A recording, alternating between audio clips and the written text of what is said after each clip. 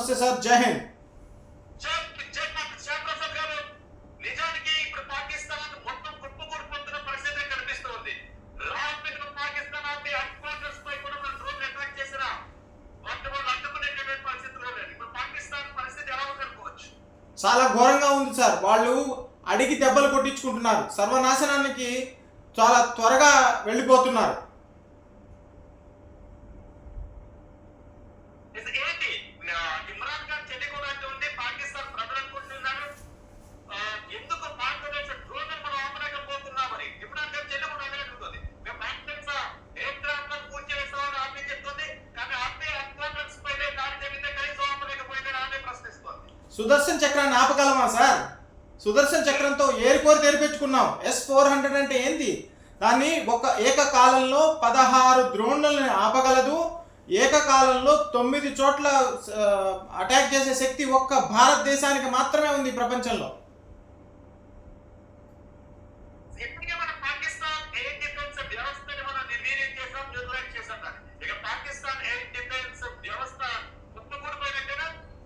Air defence వ్యవస్థ కుప్పకూలిపోయింది, naval వ్యవస్థ కుప్పకూలిపోయింది. ఇంకా ఆర్మీకి వాళ్ళు రమ్మని పిలుస్తున్నారు. అడిగి చెప్పు దెబ్బలు కొట్టించుకోవడం అంటే ఇదే. రావల్పిండి వాళ్ళ మిలిటరీ స్థావరం, వాళ్ళ హెడ్ క్వార్టర్స్ అన్నీ అక్కడ ఉన్నాయి. దాన్ని ధ్వంస పారాయణం చేసేసాం మనం. ఇంకా ఏం కావాలి? అడిగి కొట్టించుకోవడమా? మనం 1974 తర్వాత చేరని ప్రదేశాలన్నీ పిలిపించుకొని మరి మనం వెళ్తున్నాం. ఇస్లామాబాద్, రావల్పిండి, సర్గోదా, బహావల్పూర్, కరాచీ, ఆపరేషన్ సింధూర్ అంటే ఏంది? మన మహిళా మనులను చెప్పారు, వెళ్ళండి మీ ప్రధానమంత్రికి వెళ్ళి చెప్పమని. నిన్న మన మహిళా అధికారులు, నారీ శక్తి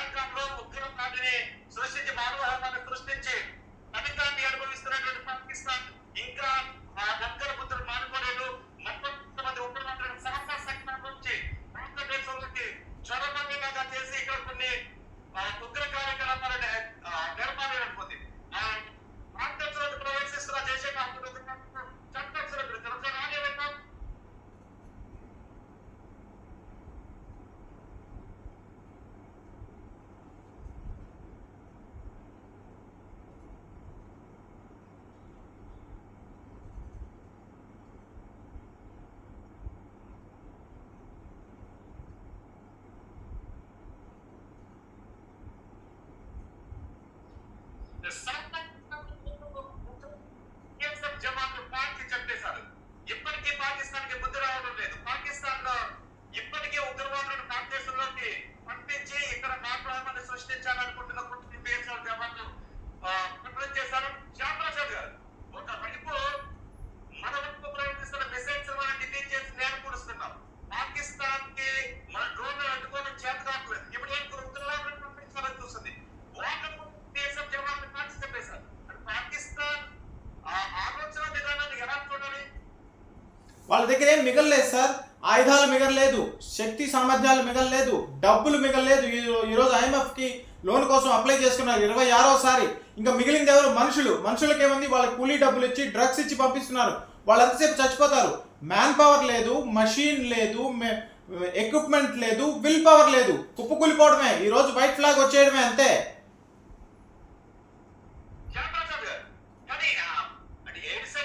ఉగ్రవాదులు పంపించడం కారణంగానే కదా మనం ఎంత మూల్యాన్ని చెల్లించుకోవాల్సి వస్తుంది. కనీసం మళ్ళీ ఉగ్రవాదులు పంపించింది. జైషే మహమ్మద్ ఉగ్రవాద స్థానం కానీ మళ్ళీ వాళ్ళని చేసింది.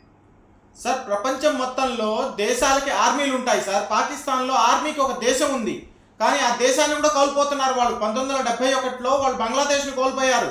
ఇప్పుడు బలూచిస్తాన్ కోల్పోవచ్చు, ఖైబర్ పఖ్తూన్ఖాని కోల్పోవచ్చు, కరాచీ ఆల్రెడీ వెళ్ళిపోయింది. వాళ్ళ శక్తి సామర్థ్యాలన్నీ, వాళ్ళ తెలివితేటలన్నీ వాళ్ళు టెర్రరిజం మీదే పెట్టారు. ఎంత దౌర్భాగ్యమైన పరిస్థితి, స్వయంకృతాపరాధం. శ్యామప్రసాద్ గారు, మన ఆర్మీ హెడ్ క్వార్టర్స్ పేజ్ చేసాం. ఆర్మీ హెడ్ క్వార్టర్స్ పేజ్ చేస్తే అది సైనికులు ఆత్మస్థైర్యాన్ని ఎలా దెబ్బతీసే అవకాశం ఉంటుంది? ఎంత పెద్ద అవమానం సార్. 1971లో 90,000 మంది సైనికులు సరెండర్ అయ్యారు. అంతకన్నా గొప్ప ఘోరాతి ఘోరమైన అవమానం ఇది. సైనిక్ హెడ్ క్వార్టర్స్నే, military headquarter Rawalpindi military headquarters, Islamabad వాళ్ళ పాలనా వ్యవస్థ, పార్లమెంట్ ఉంది, రెండింటి దగ్గరికి మనం వెళ్ళిపోయాం. అడిగి పిలిపించుకున్నారు వాళ్ళు. 1971 తర్వాత మనం వెళ్ళని ప్రదేశాలన్నిటికీ వాళ్ళు స్వయంగా ఆహ్వానించి పిలిపించుకున్నారు. ఇంతకన్నా దౌర్భాగ్యం ఉంటుందా? వాళ్ళ ఎయిర్ డిఫెన్స్ వ్యవస్థ కుప్పకూలిపోయింది. లాహోర్లో కూలిపోయింది, రావల్పిండిలో కూలిపోయింది, కరాచీలో వాళ్ళ బర్తులు ముంచేశారు. అక్కడ షిప్స్ రాలేవు లోపలికి. ఇంకా మిగిలింది ఏంది? ఆర్మీ కూడా వెళ్ళి ఒక్కసారిగా పిఓకి మొత్తంగా ఆక్యుపై చేసేసుకుంటే వాళ్ళు ఏం చేయ ఆహాకారాలు, వాళ్ళ ప్రజలు తిరగబడతారు.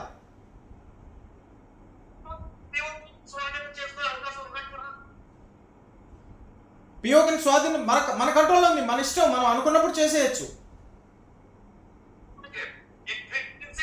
నిజానికి ఇది పెద్ద అవమానమే. అంటే ప్రజల్లోనూ ఆత్మస్థైర్యం నశించిపోతుంది, ఆర్మీలో కూడా ఆత్మస్థైర్యం నశించిపోతుంది.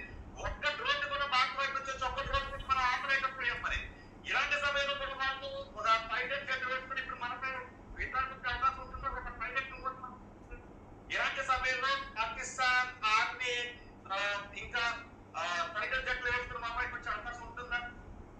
వాళ్ళ దగ్గర మనకి ఫ్రీ పాస్ ఇచ్చేశారు. వాళ్ళ F-16ని కూల్చేశాం, JF-17 కూల్చేశాం. ఇందాక మీరు అన్నారు కదా, పాకిస్తాన్ ఆర్మీ, ఇమ్రాన్ ఖాన్, PTI తెహ్రీకే పాకిస్తాన్ వాళ్ళ పార్టీ వాళ్ళు కూడా అడుగుతున్నారు, ఏంది మీరు కాపాడటం లేదు, మిలిటరీ కాపాడటం లేదు, దేశ ప్రభుత్వం నిన్న వాళ్ళ పార్లమెంట్లో ఒక ఎంపీ ఏడ్చాడు, అల్లా ఒక్కడే ఒక మిగిలారు కాపాడని. వాళ్ళ స్వయంకృతాపరాధం. మన విమానాలు ఎప్పుడు కావాలన్నప్పుడు అప్పుడు వెళ్ళి పిఓకని స్వాధీనం చేసుకోవచ్చు. వాళ్ళ మిలిటరీ స్థావాలను ఆల్రెడీ మనం ధ్వంసం చేసేసాం డ్రోన్ల ద్వారా. సియాల్కోట్లో ఏం మిగలలేదు, రావల్పిండిలో ఏం మిగలలేదు, ముదిర్కేలో ఏం మిగలలేదు, ఇస్లామాబాద్లో ఏం మిగలలేదు. ఇంకేం మిగిలిందని? వాళ్ళు ఏం విమానాలు పంపించాలంటే పైలట్లు ఉండాలి, పైలట్లకి ఆత్మస్థైర్యం ఉండాలి.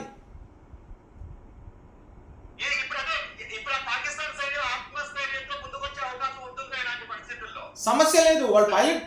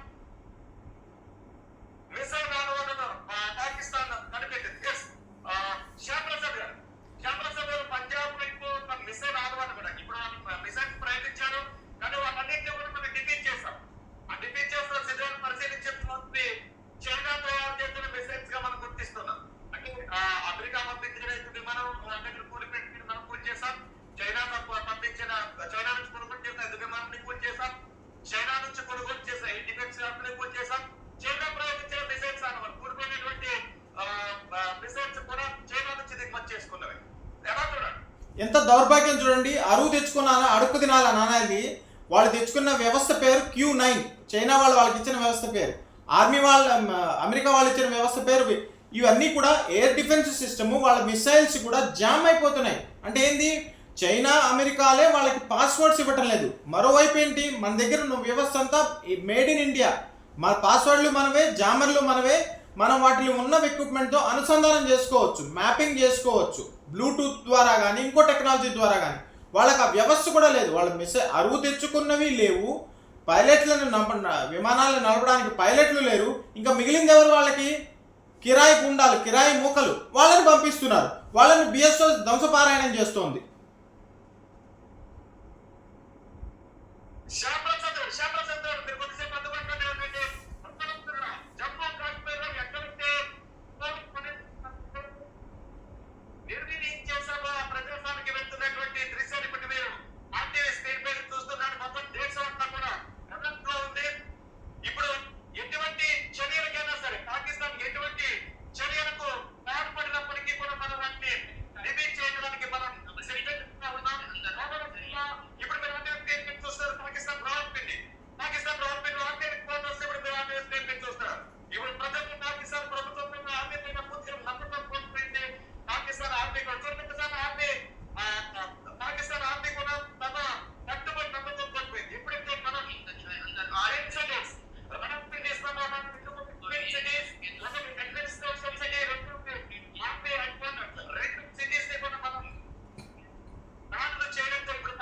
ఆర్మీ అయోమయంలో ఉంది. వాతావరణంలో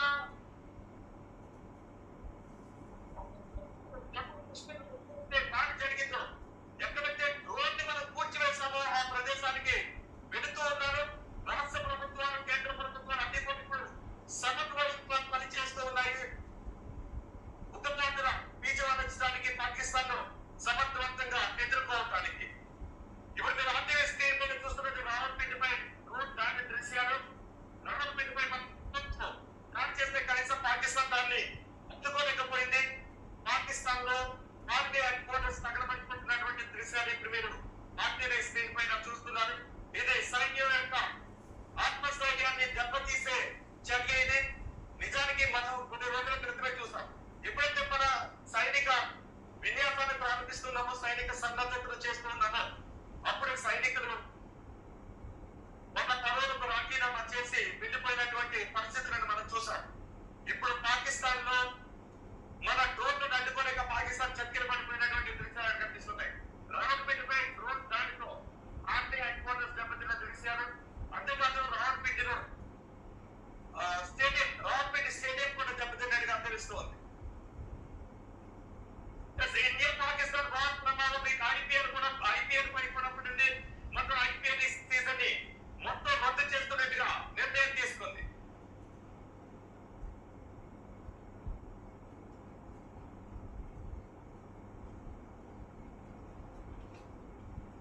ధర్మశాలలో నిన్న మ్యాచ్ జరుగుతున్న సమయంలో మ్యాచ్ కూడా అర్థాంతరంగా మధ్యలోనే రద్దు చేశారు. మొదట రెడ్ లైట్ల సమస్య చెప్పారు. ఆ తర్వాత కరెంట్ కూడా నిర్ణయిస్తారు. ఆ తర్వాత మ్యాచ్ కూడా రద్దు చేశారు. ఇక తర్వాత జరిగే ఐపీఎల్ మ్యాచెస్ పై కూడా అనుమానాలు వ్యక్తమవుతున్నాయి. భారత్ పాకిస్తాన్ మధ్య యుద్ధం నేపథ్యంలో ఈ ఐపీఎల్ తదుపరి జరగబోయే మ్యాచ్ కూడా రద్దు చేసే అవకాశం ఉన్నట్టుగా తెలుస్తుంది. ఐపీఎల్ పై ఇండియా పాకిస్తాన్ వార్ ప్రభావం పడుతుంది. భారత్ పైకి మిసైల్స్, డ్రోన్స్ పాకిస్తాన్ తెగబడుతుంది. అయితే ఆ మిసైల్ డ్రోన్లను భారతదేశం తిప్పి కొడుతుంది. నిన్న ధర్మశాలలో మ్యాచ్ జరుగుతూ ఉన్నప్పుడు పాకిస్తాన్ డ్రోన్లతో అటాక్ చేసే ప్రయత్నం జరిగింది. ఆ సమయంలో మొత్తం ఫ్లడ్ లైట్లన్నింటినీ కూడా ఆపేశారు. ఆ తర్వాత మ్యాచ్ ను రద్దు కూడా చేశారు. యుద్ధ వాతావరణంతో మిగిలిన మ్యాచెస్ ను కూడా రద్దు చేసే అవకాశాలు కనిపిస్తున్నాయి. ఈ మ్యాచ్ రద్దు గురించి మాట్లాడుతున్నారు. ఒకసారి ఏం మాట్లాడుతున్నారు? So basically the whole stadium in the middle of the game was evacuated and it was very scary. Everyone was just screaming that the bomb was coming and it was it's still very, very scary. And we want to really go out of Dharmshala and I hope that IPL people is going to look after us. So yeah, this is very, very scary. I don't know why I'm not crying. I think I'm still in shock. What's happening? ధర్మశాలలో match జరుగుతున్నప్పుడు ఒక్కసారిగా అక్కడ silent మోగించడం, ఆ తర్వాత match ని రద్దు చేయడంతో భయభ్రాంతులకు గురై చేయలేదని కూడా చెప్తుంది. బాధపడుతుందేమోనని నేను చాలా భయభ్రాంతులకు గురయ్యాను, చాలా భయం వేసింది అని ఆ చేయలేదని చెప్తున్నటువంటి దృశ్యాలు కూడా మనం చూడాలి. ఒకసారి లైట్లు కూడా ఆగిపోయాయి. ఆ సమయంలో లైట్లు మొత్తం ఆగిపోయినటువంటి ధర్మశాల స్టేడియంలో లైట్లు ఆగిపోయినటువంటి దృశ్యాలు కూడా మనం చూడొచ్చు. ఇక తదుపరి జరిగే మ్యాచ్ పై కూడా ఇప్పుడు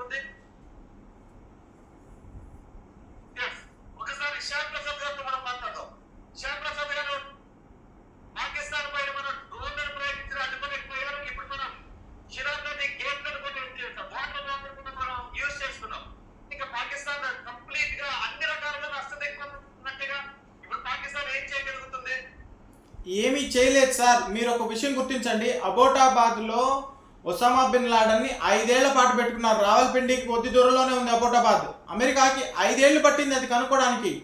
మనం 3 రోజుల్లో 6 రాత్రి 7 రాత్రి 8 రాత్రుల్లో పాకిస్తాన్ మొత్తం ప్రయాణం చేసి వచ్చాం. 9 రాత్రి కాళరాత్రి కాదని గ్యారంటీ ఏమిటి? లేదు. అందుకే ఈ మీటింగ్ ఇప్పుడు. ఒక్కసారిగా మనం చిరాపేట దగ్గర వాటర్ కూడా లిఫ్ట్ చేశాం. ఆ లోకల్ ప్రాంతాల ప్రజలపై లోకల్ ప్రాంతాలపై వాటర్ కూడా ఉంటాం మా సరిహద్దుల్లో. నీరు అనేది ప్రాణదాయిని.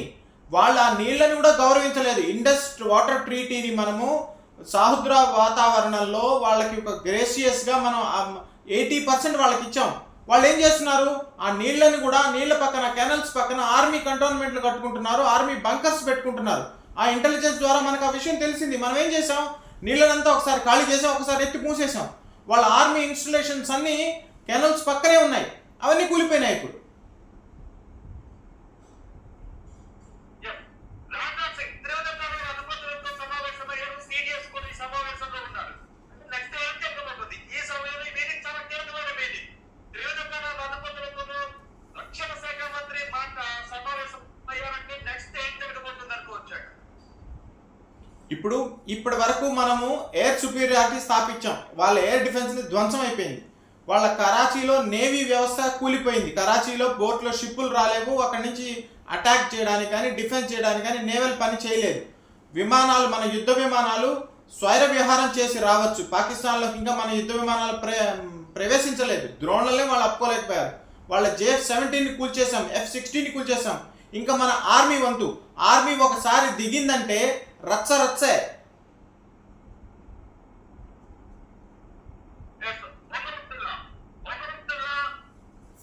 జమ్మూ కాశ్మీర్ లో ప్రావిన్స్ దగ్గరికి సందర్శనకు వస్తున్నటువంటి దృశ్యాలు అక్కడే పూర్తి మనం పూర్తి చేసాం. అక్కడే పూర్తి చేసాం. ఆ పరిసరాన్ని పరిశీలించడానికి వెళ్తున్నాం. ఒక కాలం వచ్చినటువంటి దృశ్యాలు మనం చూస్తున్నాం. విద్యార్థులందరినీ కూడా అలర్ట్ చేశాం.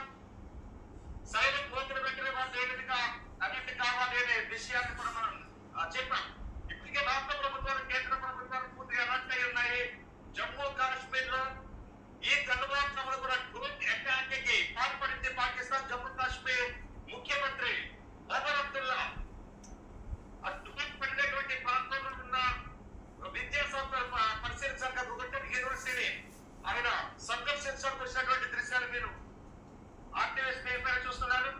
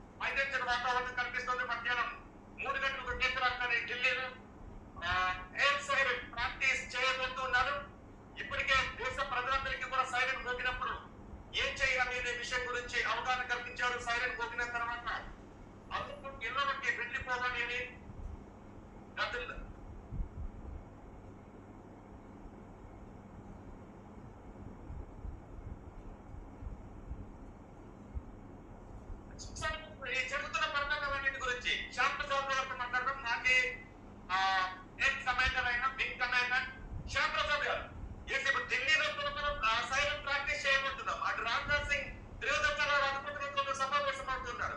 ఇప్పుడు పాకిస్తాన్ మళ్ళీ కాంగ్రెస్ పార్టీ అవకాశం ఉందా? ఇప్పుడు మన ఢిల్లీలో కానీ బోర్డర్ రాష్ట్రాల్లో కానీ ప్రాణ నష్టం, ఆస్తి నష్టం జరగకుండా చేయడానికి మొన్న 7వ తేదీ మనం అనుకొని 2వ తేదీ నుంచి ప్రభుత్వం గైడ్లైన్స్ ఇచ్చిన ద్వారా చేస్తున్న మాక్ డ్రిల్లో భాగంగా దీన్ని మనం భావిస్తున్నాం. రెండో వైపు పాకిస్తాన్ తన భూభాగంలో కానీ పాకిస్తాన్ ఆక్యుపై చేసుకున్న భూభాగంలో కానీ ఆస్తి నష్టం కానీ ప్రాణ నష్టం కాపాడుకోవడంలో విఫలమైపోయింది. మనం మా సైడ్ సర్వసర్వధనంగా ఉన్నారు. 22 పహల్గాం జరిగిన తర్వాత ఈ దేశంలో కొంతమంది అడుగుతున్నారు ఏం చేస్తుంది భారత ప్రభుత్వం అని. చూడండి ఏం చేస్తుందో. పూర్తిగా ప్రిపేర్ అయ్యి well prepare to hit A target at will, అనుకున్న చోట అనుకున్న విధంగా.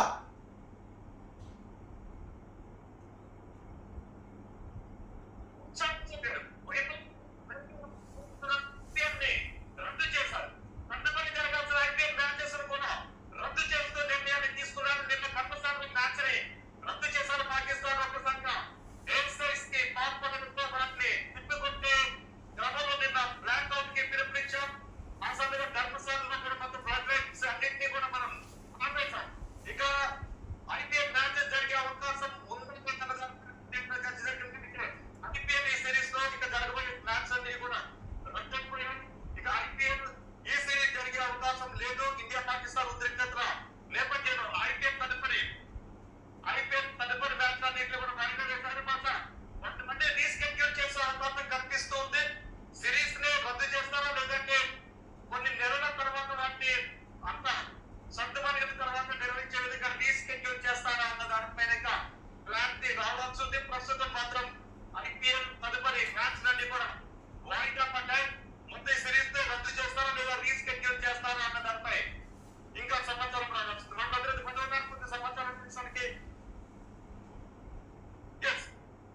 శ్యామప్రసాద్ గారు శ్యామప్రసాద్ గారు ఐపీఎల్ మ్యాచెస్ అన్ని కూడా ప్రస్తుతానికి రద్దు చేశారు. చూడండి ఐపీఎల్ మ్యాచ్ మనము ధర్మశాలలో మనం మ్యాచ్ రద్దు చేయబడినప్పుడు పంజాబ్ కింగ్స్ స్కోర్ 122-1 అంతమంది ఆ స్టేడియంలో కూర్చో ఉన్నారు. క్షణాలలో వాళ్ళని వెకేట్ చేయగలిగాం. కానీ ఇంకో చోట ఏం జరిగింది, రావల్పిండి క్రికెట్ స్టేడియంలో మనం డ్రోన్ అటాక్ చేసాం. అక్కడ జరగాల్సిన మ్యాచ్ క్యాన్సిల్ అయింది. అక్కడి నుంచి వాళ్ళందరినీ ఎవాక్యువేట్ చేశారు. రావల్పిండి క్రికెట్ స్టేడియంకి పాకిస్తాన్ ఆర్మీ కూడా రక్షణ కల్పించలేకపోయింది. కానీ మనం ఏం చేసాం, వాళ్ళ కళ్ళ ముందే మ్యాచ్ జరిపాం. అన్ని వేల మందిని అక్కడ పంపించగలిగాం. ఇది సైకలాజికల్గా చాలా ప్రెషర్ తీసుకొస్తుంది వాళ్ళ ప్రజల మీద, వాళ్ళ సైనిక అధికారుల మీద, అక్కడ చేసే సైనికుల మీద. వాళ్ళు ఆయుధాలు వదిలేసి పారిపోయిన ఆశ్చర్యం లేదు. నిజానికి రావల్పిండి క్రికెట్ స్టేడియం కాదు, అదే రావల్పిండి ఆర్మీ హెడ్ క్వార్టర్స్ మనం ధ్వంసం చేశాం. అంటే మొత్తం సైన్య కాంప్లెక్స్ ని మనం దెబ్బతీసాం. అంటే ఊహించండి, వాళ్ళు తన ఇంటినే కాపాడుకోలేని పరిస్థితి. ఆర్మీ పాకిస్తాన్నే కాపాడుతుంది, వాళ్ళ బిల్డింగ్నే కాపాడలేకపోతుంది, వాళ్ళ మినిస్ట్రీ ఇన్ఫ్రాస్ట్రక్చర్ని కాపాడలేకపోతుంది, వాళ్ళ టౌన్ను కాపాడుకోలేకపోతుంది. వాళ్ళు దాచిపెట్టిన టెర్రరిస్ట్ని కనుక్కోవడానికి అమెరికాకి 5 ఏళ్ళు పట్టింది. మనం ఏం చేస్తున్నాం, వాళ్ళ ఉన్న ప్రతి ఊళ్ళల్లోకి మనం వెళ్ళిపోతున్నాం. ఇస్లామాబాద్, అబోటాబాద్, సియాల్కోట్, ముదిర్కే, బహావల్పూర్, కరాచీ. ఇంకా వాళ్ళు ఏం కాపాడుకుంటారు? ఇంకా ఆర్మీ దేనికి? అక్కడ ఉన్న సామాన్య ప్రజానీకం అడుగుతారు. కానీ అయినప్పటికీ శ్యామప్రసాద్ గారు పాకిస్తాన్ మరి ఏ ధైర్యంతో ఈ దాడులకు తెగబడుతుంది? రాత్రంతా కూడా వాళ్ళు అంత కష్టపడ్డాం, అంత 35 నిమిషాల్లో పని ముగించాం. 35 నిమిషాల్లో వాడికి వాళ్ళ దేశంలో ధ్వంసాన్ని చూపించాం. మన దేశంలో మనం పంపించినవన్నీ కూడా అడ్డుకునే స్థితికి పంపించాం. కానీ తెల్లవారులో మనం జమ్మూ కాశ్మీర్కి పంపించింది, ఉగ్రవాదులను మధ్య ప్రాంతాలకు పంపించే చేస్తుంది. అంటే పాకిస్తాన్కి అర్థం కావట్లేదా? పాకిస్తాన్ అసలు ఏమనుకుంటుంది అనుకోవాలి? వాళ్ళని పాకిస్తాన్ని భస్మాసురుడు అనాలి సార్. వాళ్ళని కాల్చుకోవడంలో, వాళ్ళని నష్టం చేసుకోవడంలో వాళ్ళకి ఎందుకు అంత ఆనందం వస్తుందో నాకు అర్థం కావట్లేదు. ఒక మూర్ఖ దేశం, టెర్రరిస్ట్ దేశం, తీవ్రవాదులను పెంచి పోషిస్తున్న దేశం. వాళ్ళ ప్రజానీకాల గురించి వాళ్ళకి ఆలోచన లేదు. ఢిల్లీలో ఈ రోజు మనం మళ్ళీ మానిటర్ చేయబోతున్నాం. ఢిల్లీలో పాకిస్తాన్ దాడి చేసే అవకాశం ఉందని, చండీగఢ్ కూడా మనం సైన్యం పంపించాం, పాకిస్తాన్ దాడి చేసే అవకాశం ఉందని. ఈ రోజు మనం రావల్పిండి కొట్టాం. ఇప్పుడు రావల్పిండి కొట్టిన తర్వాత పాకిస్తాన్ మళ్ళీ దాడి చేసే అవకాశం ఉందా? చేస్తుందా? మళ్ళీ అంటే తగ్గించగలుగుతుందా? లేదు సార్, వాళ్ళ దగ్గర అంత శక్తి సామర్థ్యాలు లేవు, డబ్బులు లేవు. ఢిల్లీ వరకు వాళ్ళకి రేంజ్ కూడా లేదు, వాళ్ళ దగ్గర వెపన్స్ లేవు. ఇప్పుడు వాళ్ళు నిన్న చేసినవన్నీ బోర్డర్ ఏరియాస్ అంటే ఎంత? 20 కిలోమీటర్లు, 10 కిలోమీటర్లే. మనం ఎక్కడికి వెళ్ళాం? 100 కిలోమీటర్ల లోపలికి వెళ్ళొచ్చాం. What are they talking?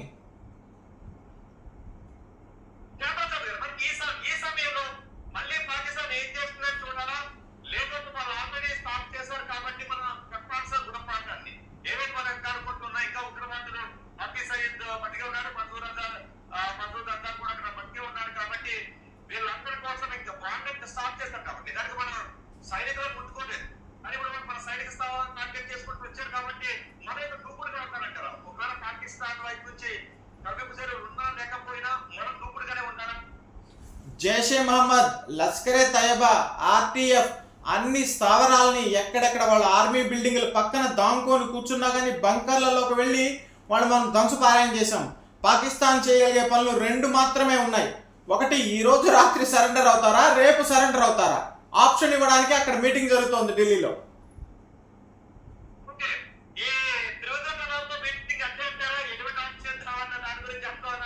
అంతే కదా. నిన్న పోప్ గారిని సెలెక్ట్ చేసినట్టు వైట్ స్మోక్ వచ్చింది. ఈ రోజు వైట్ ఫ్లాగ్ పాకిస్తాన్ ఇస్తుందా, రేపు రాత్రి ఇస్తుందా, ఈ రోజు రాత్రి కాలరాత్రి కావాలా వద్దనుకుంటారా మీరు నిర్ణయించుకోండి. ఎందుకంటే వాళ్ళ దగ్గర ఆయుధాలు లేవు, డబ్బులు లేవు, మ్యాన్ పవర్ లేదు, బిల్డింగ్లు కూలిపోయి ఉన్నాయి.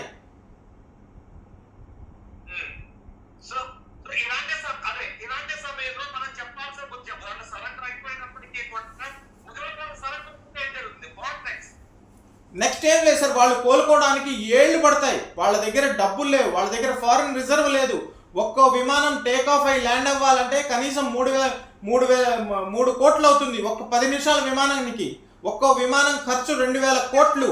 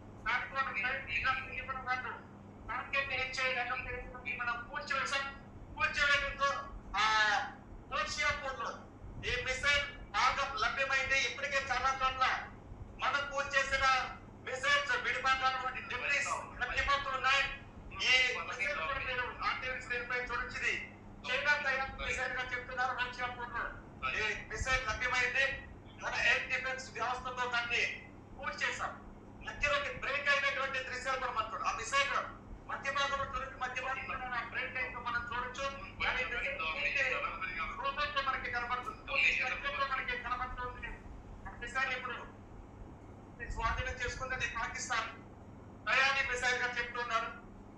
చైనా తయారీ మిసైల్ అది.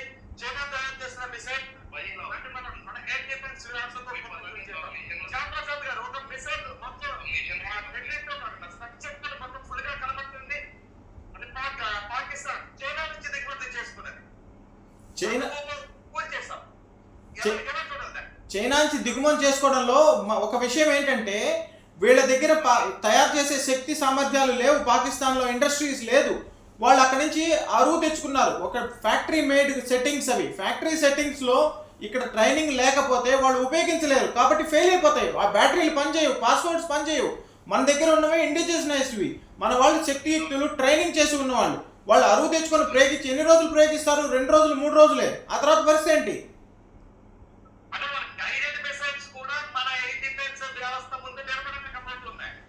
అవును. పాకిస్తాన్ నుంచి దిగుమతి చేసుకున్నటువంటి అన్ని కూడా మన దీపావళికి పాకిస్తాన్ నుంచి తెచ్చుకున్నటువంటి మందులు దుష్మన్ అంటే వాళ్ళ ఆయుధాలు కూడా ఆ విధంగానే ఉన్నాయనుకోవాలి. మీరు అనొచ్చు సార్, ఒక మాజీ సైనికాధికారిని ఇలా అనకూడదు, కానీ అలాగే కనిపిస్తోంది. పాకిస్తాన్ ఆయుధాల మీద చైనా ఆయుధాల మీద పాకిస్తాన్ ఆధారపడే పరిస్థితి లేదు. వాటిని నమ్ముకుని దాంతో యుద్ధానికి వెళితే భారత్ ముందు ఇంకా సాగిపోవాల్సిన పరిస్థితి ఉంటుంది. వాటిని నమ్ముకుని వెళ్ళనివన్నీ పాకిస్తాన్ అనుకుంటుందేమో. చూసారా, ఈ ఆపరేషన్ సింధూర్ అనేది ప్రపంచ చరిత్రలో ఒక రికార్డు సృష్టించబోతుంది. రాబోయే తరాలు దీని మీద రీసెర్చ్ చేస్తాయి.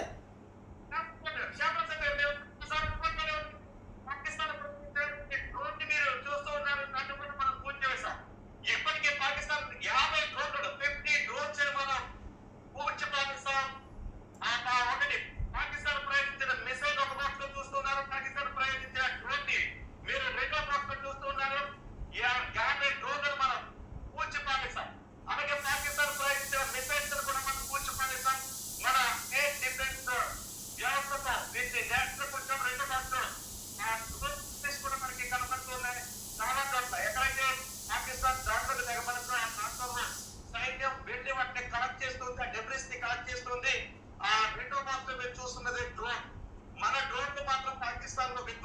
సృష్టించాయి. పాకిస్తాన్ మన ఒక్కటి కూడా అడ్డుకోలేకపోయింది. కానీ పాకిస్తాన్ డ్రోన్లు మాత్రం మన దేశంలో ఒక్క టార్గెట్ ను కూడా హిట్ చేయలేకపోయిన పరిస్థితి ఇక్కడ కనిపిస్తుంది. మీరు ఇప్పుడు అంటే స్క్రీన్ పైన చూస్తున్న దృశ్యాలపై పాకిస్తాన్ డ్రోన్ ని కుప్పకూలిపోయిన డ్రోన్ ని ఇప్పుడు మీరు చూస్తుంటారు. శ్యామప్రసాద్ గారు, కనీసం 50 రోజులు పూర్తి చేశాం.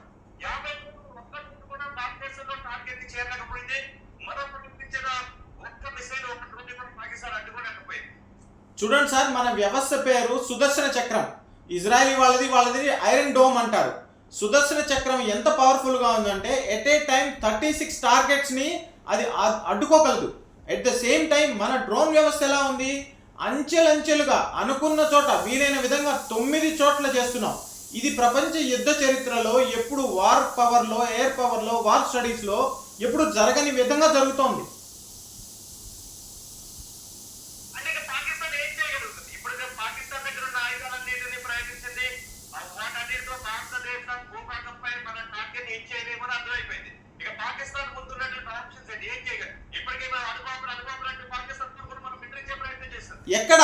ఎక్కడవి శరణం మహాప్రభో, ఏం అణుబాంబులు అవి అమ్ముకోవడానికి కూడా పనికిరావు. వాళ్ళ దగ్గర బ్యాటరీస్ లేవు. పాకిస్తాన్ విషయంలో అణుబాంబు విషయంలో మనం భయపడతారు. ఎందుకంటే వాళ్ళ ఆయుధాలను ఏమి చేయలేకపోతుంది కాబట్టి ఇప్పటికే మనం వాళ్ళ మిలిటరీ బేస్ కూడా కొట్టేసాం. ఇప్పుడు పాకిస్తాన్ నిజంగా ఒక అణు యుద్ధానికి తెరలేపాలి అని అనుకుంటే చేయగలుగుతుందా? ఒకవేళ చేస్తాం డిఫీట్ చేయగలుగుతామా? సార్, వాపు బలుపు రెండు ఒకే రకంగా ఉంటాయి. మనది బలుపు, వాళ్ళది వాపు. అణుబాంబులు ఉండాలంటే వాటిని ప్రయోగించాలి కదా, స్పేర్ పార్ట్స్ ఉండాలి కదా, మనుషులు ఉండాలి కదా, కరెంట్ ఉండాలి కదా. వాళ్ళు కకావికలమైపోయి మహాప్రభు అని పార్లమెంట్లోనే ఏడుస్తున్నారు. ఇప్పుడు ఈరోజు IMF దగ్గరికి లోన్కి వెళ్ళారు. అమెరికన్ వైస్ ప్రెసిడెంట్ వాళ్ళకి ఫోన్ చేశారు, ఎందుకయ్యా మా దగ్గర విమానాలు తీసుకొని మాకు చెడ్డ పేరు తెస్తున్నారు, F-16ని కూల్చేయడం ఏంది?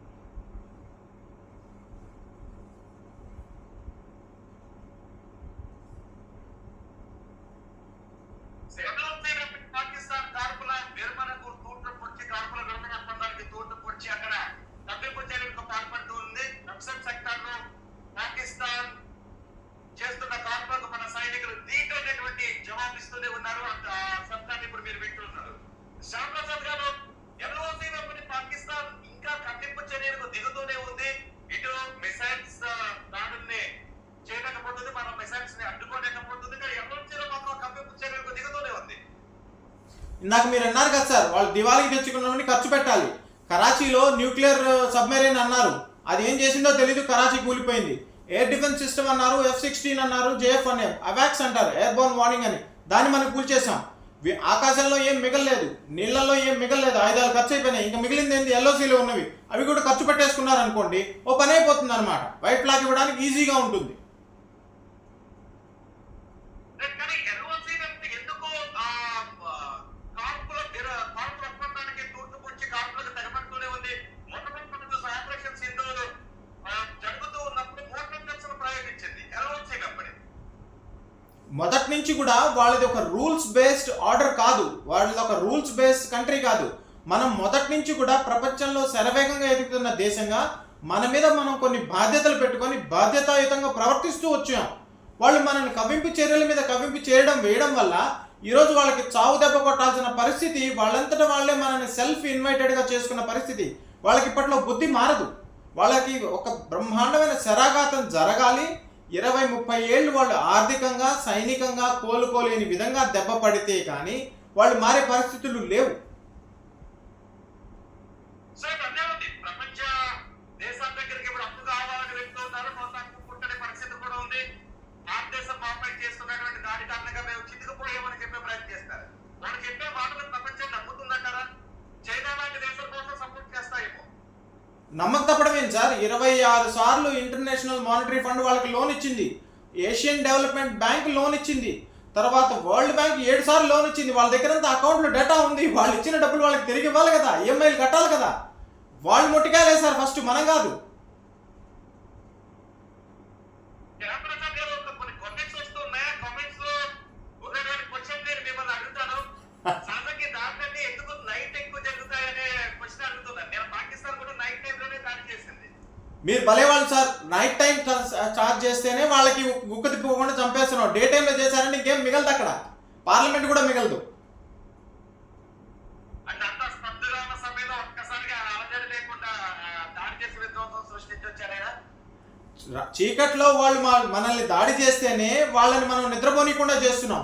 వాళ్ళు ఉదయం పూట దాడి చేస్తే వాళ్ళు ఉదయం పూట కూడా ఇంకా ఏం మిగలదు అక్కడ దేశం. మనం ఇంకా టార్గెట్ ఇంకా ఖచ్చితమైన లక్ష్యంతో చాలా టార్గెట్ ఇచ్చేసే అవకాశం ఉంటుంది. అంతే కదా, డే టైం ఇప్పుడు మీ అందుకే వాళ్ళు ఉదయం పూట ఎల్ఓసిలో కవ్వింపు చర్యలు చేస్తున్నారు అంటే, ఎందుకంటే అక్కడ ఆల్రెడీ మిలిటరీ సెటప్ ఉంది మొదటి నుంచి, మిగతా చోట్ల లేవు, అవన్నీ ఏరుకోవాలి శిథిలాలు. సో ఈ రోజు పాకిస్తాన్ ఏం చేసే అవకాశం ఉంది? మనకి కొన్ని అనుమానాలు ఉన్నాయి. ఢిల్లీ పైన దాడి చేసే అవకాశం ఉందా, మళ్ళీ చండీగఢ్ లో దాడి చేసే అవకాశం ఉందా, లేదంటే జమ్మూ కాశ్మీర్ వైపు మళ్ళీ డ్రోన్ పంపించే అవకాశం ఉందా? డ్రోన్లు మిగిలాలి కదా సార్ వాళ్ళ దగ్గర డ్రోన్లు ఉన్నాయా ఇంకా మిగిలి? ఇప్పుడు అంటే ప్రయోగించాలి కూడా భయపడే అవకాశం ఉంటుందా కదా air base military headquarters పై దాని తర్వాత? వాళ్ళొక పిచ్చి ఉన్మాద దేశం సార్. వాళ్ళు ఏం చేస్తారు అనే దానికి వాళ్ళు ఏమైనా చేయగలరు, ఎందుకంటే పిచ్చివాడి చేతిలో రాయాలి. కానీ ఈ 3 రోజుల్లో 6 రాత్రి 7 రాత్రి 8 రాత్రి వాళ్ళకి బుద్ధి రాలేదంటే 9 రాత్రి కాళరాత్రి అవుతుంది అంతే. మాజీ ప్రధానమంత్రి వాజ్పేయి గారు చెప్పినట్టు ఈ చరిత్ర పటంలో పాకిస్తాన్ అనే దేశం ఉండదు అంతే. అది కావాలని కోరుకుంటే శుభం, తదాస్తు. ఈ దెబ్బతోనే ఏ అవకాశం ఉంటుందా? నిజానికి ఇప్పుడు పాకిస్తాన్ ఒకవేళ బుద్ధి తెచ్చుకున్నాను ఆగిపోయాను అని అనుకుంటే భారత వైపు నుంచి ప్రచారం కూడా ఆగిపోతాయి. లేదంటే ఇంకా దెబ్బతోనే రాష్ట్రం స్టార్ట్ అయింది కాబట్టి దేవుడిని మనం స్వాధీనం చేసుకొని ఇటు బలూచిస్తాన్ లిబరేషన్ ఆర్మీ కూడా ఈ సమయం కోసం ఎదురు చూస్తుంది కాబట్టి అది ఊపిరి కాల్చే అవకాశం ఉందా, లేదంటే భారత్ కూడా సరే మీరు ఆగారు కదా ఆగిపోయే అవకాశం ఉంటుందా? మాకు ఎయిర్ ఫోర్స్ లో అంటాం sir, sky is the limit. మనం పిఓకేని స్వాధీనం చేసుకోవచ్చు, బలూచిస్తాన్ని విరగొట్టచ్చు, పాకిస్తాన్ ఆర్మీ చీఫ్ రిజైన్ చేయవచ్చు, పాకిస్తాన్ ప్రధానమంత్రి రిజైన్ చేయవచ్చు, వాళ్ళకి ఆర్థిక సంక్షోభం జరగవచ్చు, వాళ్ళ సివిల్ రెవల్యూషన్ జరగవచ్చు, ఇమ్రాన్ ఖాన్ మళ్ళీ ప్రధానమంత్రి కావచ్చు. Sky is the limit. వాళ్ళ స్వయంకృతాపరాధం. ఇప్పటికే ఇమ్రాన్ ఖాన్ ని జైలు నుంచి విడుదల చేయాలి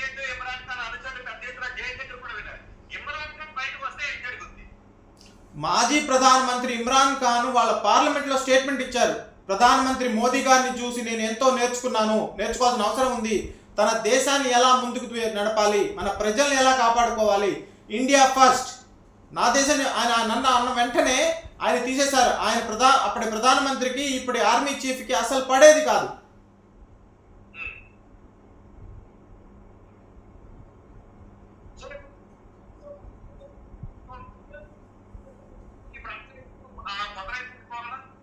అంతర్యుద్ధం మొదలైనట్టే.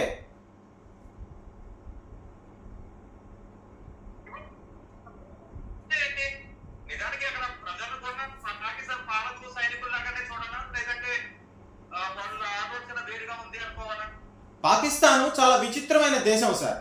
అక్కడ ప్రతి ఒక్కటి, ఇప్పుడు మన జిల్లాలో ఏంది, కలెక్టర్కి పవర్స్ ఉంటాయి. అక్కడ కలెక్టర్కి పవర్ ఉండదు, ఒక కర్నల్ కింద కలెక్టర్ పనిచేస్తాడు.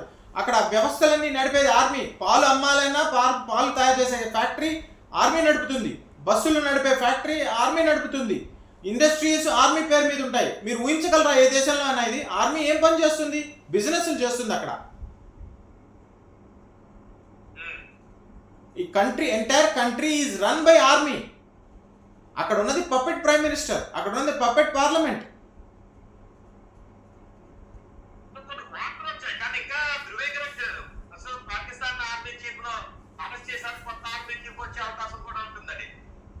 మీరు ఊహించండి సార్, ఏదైనా ఎలక్షన్ ఓడిపోతే కార్పొరేటరే మరి మొహం చూపించుకోలేడు, ఎమ్మెల్యే మొహం చూపించుకోలేడు.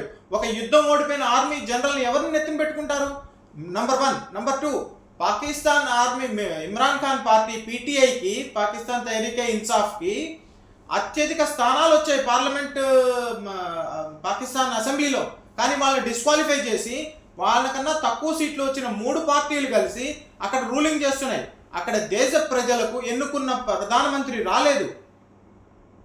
తీవ్ర అసంతృప్తుల్లో ఉన్నారు అక్కడ ప్రజలు. అంతర్యుద్ధం మరీ ఘోరంగా ఉంది. ఆర్థిక సమస్యలు, అక్కడ డబ్బులు లేవు. మన ₹1 అక్కడ 200 పాకిస్తాన్ రూపాయలతో సమానంగా తయారైంది అక్కడ. శ్యాంప్రసాద్ గారు, పాకిస్తాన్ తన సామర్థ్యం తెలుసుంటూ కూడా ఎందుకు ఈ దుశ్చర్యకు పాల్పడిందని అనుకోవాలంటే, ఏ ధైర్యంతో భారత భూభాగంపైకి యుద్ధ విమానాలు తీసుకొచ్చిందో వాటిని పూర్తి చేస్తాం. కానీ ఏ ధైర్యంతో తీసుకొచ్చింది? అంటే చైనా ఆయుధంలో ధైర్యంతోనే ఈ దుశ్చర్యకు పాల్పడింది అనుకోవచ్చా? చాలా మంచి ప్రశ్న వేశారు సార్. ఇది ఇంటర్నేషనల్ జియో పాలిటిక్స్ అంటాం. పాకిస్తాన్ దగ్గర ఏం లేదు, అదొక పెద్ద మాస్క్ మాత్రమే, అదొక ఫ్రంట్ మాత్రమే. చైనా తన ప్రపంచకాన్ని పెంచుకోవడానికి, తన పరపతిని పెంచుకోవడానికి పాకిస్తాన్ భూభాగాన్ని వాడుకుంటోంది. చైనా దగ్గర అప్పు తెచ్చుకున్న దేశాలన్నీ భ్రష్టు పట్టిపోయినాయి. Pakistan will be the latest. నిజానికి పాకిస్తాన్ దేశ స్నేహం కావాలంటే ప్రపంచ దేశాలన్నీ ఉవ్విళ్ళూరుతూ ఉంటే స్నేహం స్పందిస్తున్నాయి. ముస్లిం కంట్రీస్ కూడా భారతదేశ స్నేహం కోసం వస్తూ ఉంటే పాకిస్తాన్ మాత్రం భారతదేశం వైపు ఇప్పుడు కయ్యంతో కాలుపి తన వినాశాన్ని తన తెచ్చుకుంది. రైట్? చూడండి సార్, నిన్న మన పత్రికా ప్రకటన చేసింది ఎవరు? కర్నల్ ఖురేషి, ఒక army officer. Religion comes next. పాకిస్తాన్లో చూపించడానికి ఏముంది? ఆ జనరల్ ముందుకు వచ్చాడా? మీ టీవీ మీటింగ్లో చెప్పాడా? జనరల్స్ ఎవరన్నా వచ్చారా? వాళ్ళ ఆర్మీ ఆఫీసర్లు ఎవరన్నా వచ్చారా? వాళ్ళ ఎంపీలు ఎవరన్నా వచ్చారా? పార్లమెంట్ సెషన్ పెడితే పార్లమెంట్ సెషన్ అటెండ్ అవ్వడానికి ఎంపీస్ రాలేదు అక్కడ. What is shame. ఎంపీలు కూడా ఇప్పుడు పార్లమెంట్ లో ఏడుస్తున్నారు. నిజానికి నేను ఎలా చూడాలంటే, ఎంపీలు పార్లమెంట్ లో ఏడవడం, ప్రధాని తీసుకుని వెళ్ళి బంకర్లో దాటిపోయడం, ప్రధాని కూడా వణికాడు, సత్యం విని అనేటటువంటి వార్తలు కూడా వచ్చాయి. ప్రధానినే తీసుకుని వెళ్ళి బంకర్లో ప్రధాని ఆఫీస్ కి పోతలేదు, రోడ్లో మన మెసేజ్ పడడం.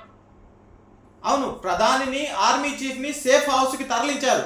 అంటే ప్రధానికే అక్కడ రక్షణ లేదు, ఆర్మీ చీఫ్కే అక్కడ రక్షణ లేదు. అందుకనే పార్లమెంట్లో, పాకిస్తాన్ అసెంబ్లీలో, వాళ్ళ పార్లమెంట్ని అసెంబ్లీ అంటారు, పాకిస్తాన్ అసెంబ్లీలో ఆ ఎంపీ అన్నాడు, ప్రభుత్వం మనల్ని కాపాడటం లేదు, ఆర్మీ మమ్మల్ని కాపాడటం లేదు, మాకు ఇంకా మిగిలింది ఒకే ఒక దిక్కు, అల్లా మమ్మల్ని కాపాడాలి.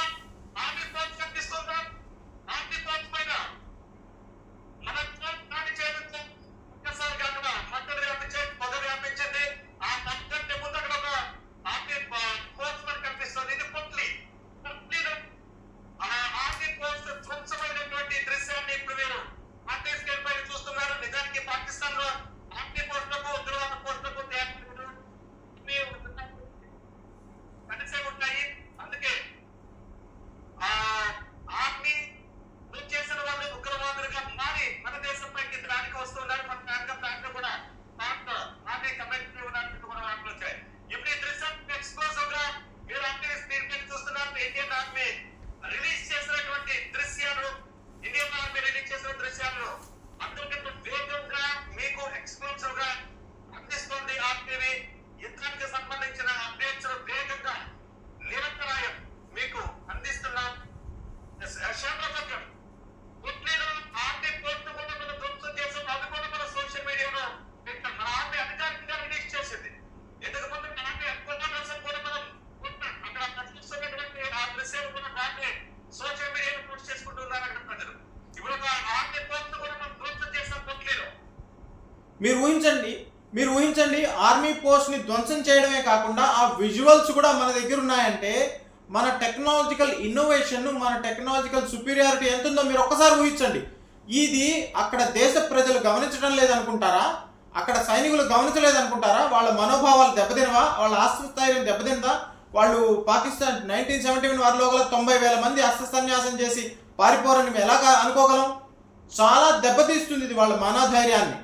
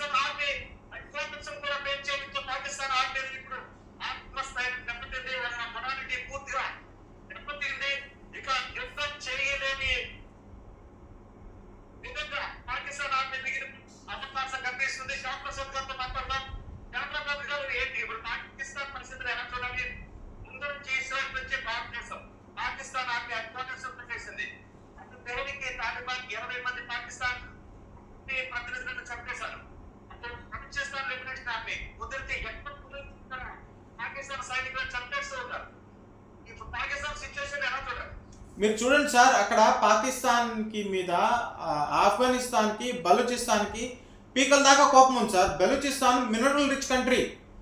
అక్కడ వాళ్ళు అన్నీ తీసుకొచ్చి వాళ్ళు నీళ్ళన్నీ ఇక్కడికి వాడుకుంటారు, పంజాబ్కి సింధ్కి. వాళ్ళకి చాలా కోపంగా ఉన్నారు వాళ్ళు. నంబర్ 1. నంబర్ 2, ఆఫ్ఘనిస్తాన్కి మనకి ప్రజల మధ్య చాలా సత్సంబంధాలు ఉన్నాయి మొదటి నుంచి. మనకి తాలిబాన్తో గవర్నమెంట్గా ప్రభుత్వ పరంగా మనకి దౌత్య సంబంధాలు లేకపోయినప్పటికీ కూడా అక్కడ ప్రజలకి మనం ఎంతో మంచి పనులు చేసాం. ఆ విషయం తాలిబాన్కి కూడా తెలుసు. కాబట్టి ఈరోజు ఏమైంది, పాకిస్తాన్ ఏకాకిగా మారిపోయింది. పెంచి పోషించిన ఫ్రాంకెన్స్టైన్ మాన్స్టర్ చేసిన ఆఫ్ఘనిస్తానే ఈరోజు వాళ్ళు మాట వింటలేదు. తెహరీకే పాకిస్తాన్ అని చెప్పి, తెహరీకే తాలిబాన్ అని చెప్పి, వీళ్ళు పాకిస్తాన్ కూడా ఒక లింక్ ఉంది అక్కడ. తాలిబాన్ ఏజెన్సీ పాకిస్తాన్లో కూడా ఒకటి ఉంది. అది ఆఫ్ఘనిస్తాన్లో వాళ్ళ హెడ్ క్వార్టర్స్ ఉన్నాయి. వాళ్ళు కూడా వీళ్ళ మాటలు వింటలేదు. ఎందుకంటే వాళ్ళకి బోర్డర్ డిస్ప్యూట్ ఉన్నది. మీది ఏది, మీ ప్రాంతం ఏది, మా ప్రాంతం ఏదని. అంటే ఏమైంది, పాకిస్తాన్ తను చేసుకున్న దుశ్చర్యల వల్ల చైనాతో చేరి చైనా పాకిస్తాన్ ఎకనామిక్ కారిడార్ అని పెట్టారు. దేంట్లోంచి పెట్టారు? అది ఇండియా భూభాగంలో, పాకిస్తాన్ ఆక్యుపై చేసుకున్న భూభాగంలో, బలూచిస్తాన్లో, సింధులో వాళ్ళు మాకు వద్దు అని నెలల తరబడి అక్కడ ట్రక్కులు ఆగిపోయి ఉన్నాయి. ఎకనామిక్ యాక్టివిటీ ఆగిపోయింది.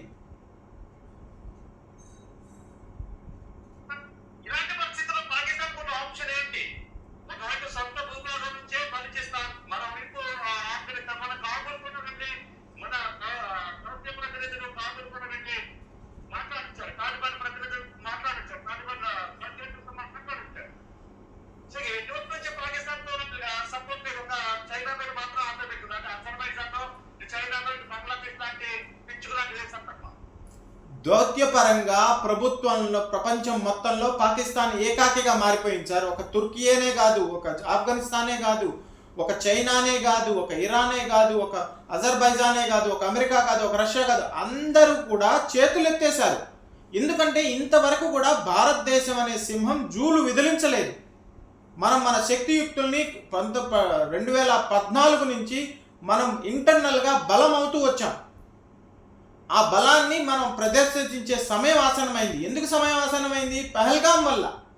మనం ఇప్పటికి కూడా మన దేశం ఎవరి మీద కూడా అటాక్ చేయని ఒకే ఒక్క దేశము, ఒకే ఒక్క జాతి హిందూ జాతి. 2000 సంవత్సరాల చరిత్ర గల ఘన చరిత్రలో కూడా ఏ రోజు కూడా మన దేశం ఎవరి మీద అటాక్ చేయలేదు. ఈ విషయం ప్రపంచానికి మొత్తానికి తెలుసు.